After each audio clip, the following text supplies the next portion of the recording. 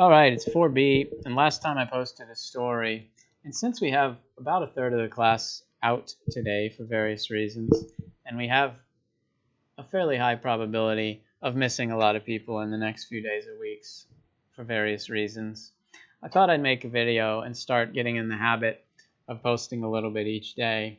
And if people are not at home, they can watch it. If people come to me later and say, what did I miss? I'll say watch it. So here's a story we're going to read. And I will intro, cover some basics, read the first page or two, and then you should be in good shape to read the rest. Or maybe you read the whole thing already. I don't know. I posted it last time, so I bet a few people might have. We got a title, 6 Days in Glorious Vienna. What do we know about Vienna? People in the room? City. Do we know where? It is, in fact, Austria. I think it's the capital of Austria, and I think it's really big. I think it's bigger than every other German-speaking city except one. And it's a big tourist city. A lot of nice pastries. A lot of Mozart connections.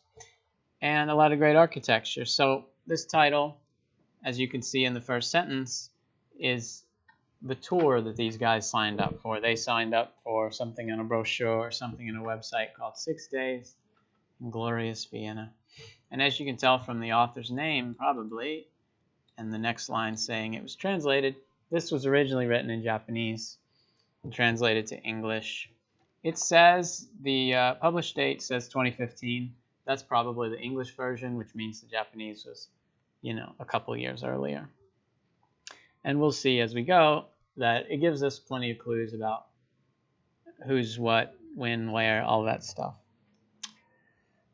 14 tourists had signed up for 6 days in Glorious Vienna, open plan. And since Kotoko and I were the only singles in the group, it was inevitable that we ended up rooming together at the hotel. So we get a lot of info right in the first sentence. We know we got 2 characters. Our narrator is on a trip. Probably a Japanese woman, since she's been assigned to be a roommate with another Japanese woman. We'll see more as we get along, but you always want to pay attention at the very beginning of how the author mixes in the details, because you'll do that when you write a story. You don't want to just say, like, I am 33 years old. I am, you don't want to, make it really boring. You want to slip it in all kinds of indirect ways and do other stuff along the way. Kotoko turned out to be a plump woman in her 60s who had been widowed some years earlier. On our first night in Vienna, she kneeled politely on the bed and bowed. I'm afraid I snore, she said. Hope it won't bother you. And with that, she climbed under the covers.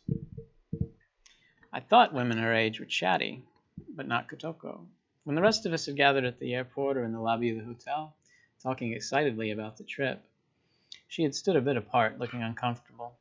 She clutched the strap of a brown vinyl shoulder bag that was stuffed to the gills and eyed us uneasily, as though she'd wandered into our midst by mistake.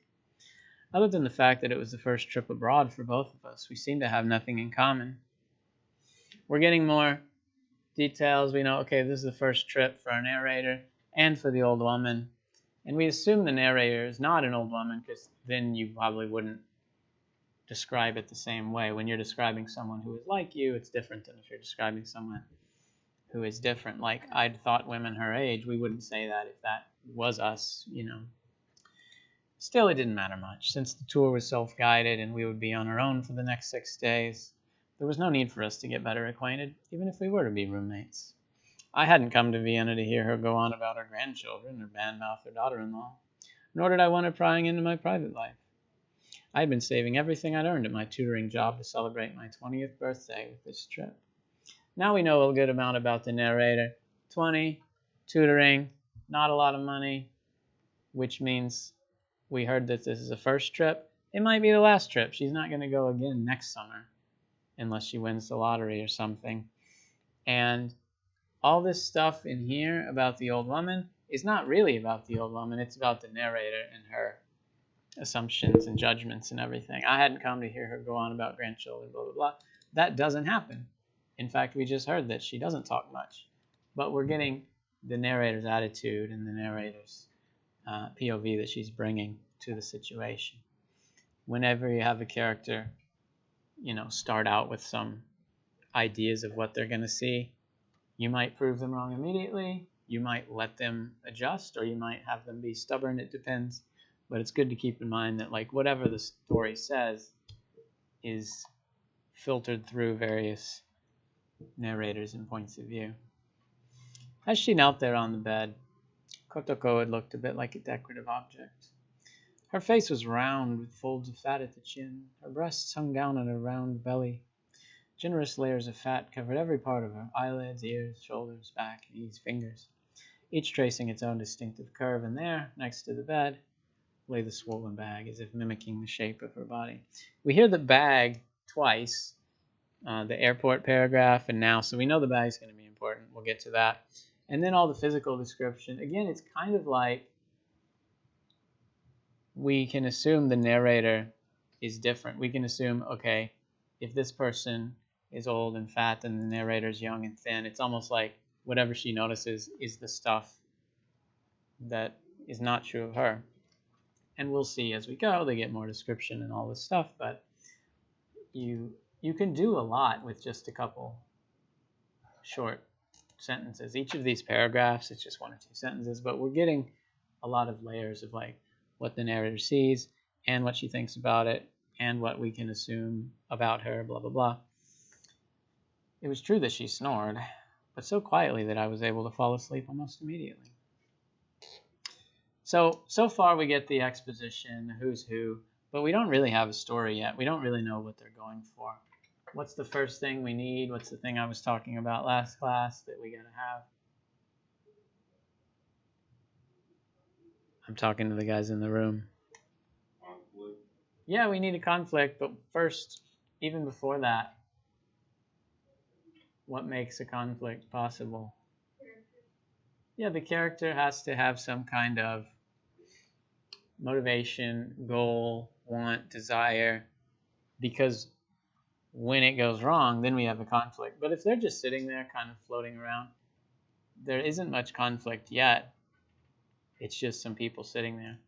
But very soon, we're going to hear one of these characters say, hey, I have a mission. I want to do one thing. And then we'll know where we're going, what it's all about, what we care about, what's good or bad. Let's see how it goes. Kotoko knelt on the bed again the next morning as I was getting ready to go out. She seemed to be hesitating about something. As she would take a map from her bag, sigh a bit, and then put on the cardigan she'd just taken off. Excuse me, she murmured without looking up. Would you mind writing the name of the hotel? She said, holding out the palm of her hand. I'm afraid of getting lost and not being able to find my way back. I know it sounds silly, but I can't read foreign words. The springs of the mattress groaned as the bow made her round body even rounder. It's written right here, I said, but she stopped me as I reached for the phone pad and held her hand up again. But I might lose the paper. If you write it here, I'm sure to have it. So the deal is, these guys are in a foreign country, but it's harder for them than it would be for us, because if I go to Austria, I can read the alphabet. Even though I might not know the words, I can still be like, oh, that's a K, that's a B, or whatever. And I can make a guess about what it sounds like or what it looks like, or even just do a better job of remembering how to spell a word or something. But if these guys are Japanese and they're not used to our alphabet, then seeing the names of a hotel or something will be extra hard to remember or even try to pronounce.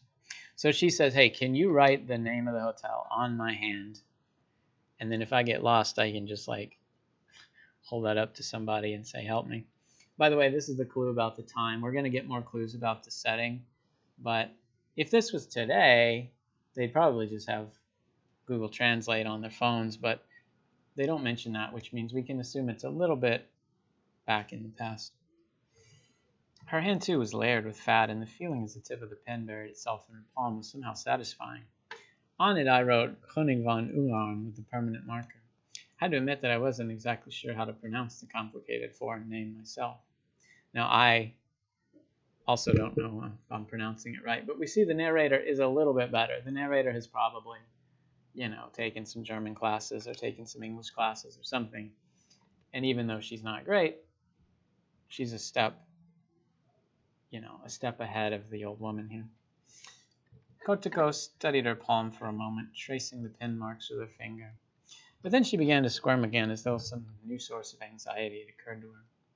She looked up and met my gaze, and then quickly looked down again. She seemed to be at considerable pains to let me know she had something else to ask me, but was finding it difficult to do so. Where are you going today? So this is the narrator. So far, not really embroiled in a conflict. The narrator's just like, yeah, okay, I'm sitting with the weird old lady. It doesn't matter if I become friends or if I never talk to her.